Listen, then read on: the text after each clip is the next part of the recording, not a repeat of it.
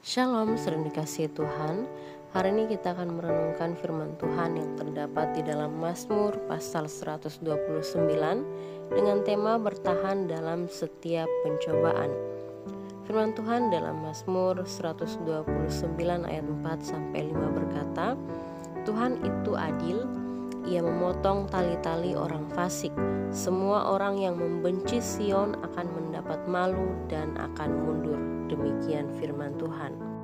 Saudara dikasihi Tuhan, dalam kitab Mazmur 129 ini mengajarkan kita untuk tetap tekun di dalam sebuah penderitaan, dan dalam penderitaan tersebut Tuhan pasti akan menolong umatnya.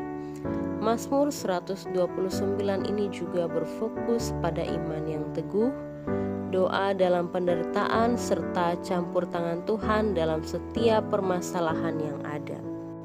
Saudara, setiap manusia tidak pernah lepas dari persoalan dan cara menghadapinya pun berbeda-beda. Ada yang menyerah dengan cara yang kurang baik, dan ada yang tetap bertahan dengan persoalan yang ada dengan menyerahkan semuanya kepada Tuhan. Namun dalam kitab Mazmur pasal 129 ayat 4-5 yang berbunyi, Tuhan itu adil, Ia memotong tali-tali orang fasik. Semua orang yang membenci Sion akan mendapat malu dan akan mundur.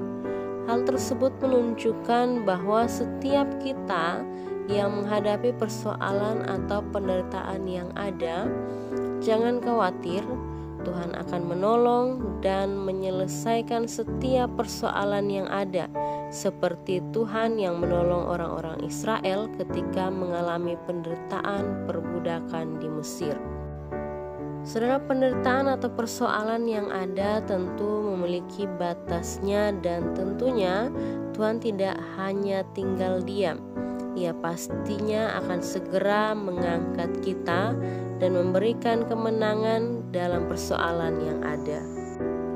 Oleh sebab itu, dalam kisah ini kita diajarkan untuk tetap bertahan dalam setiap pencobaan yang ada, seperti orang Israel yang tetap bertahan di bawah perbudakan yang ada karena mereka percaya bahwa Tuhan tidak akan tinggal diam.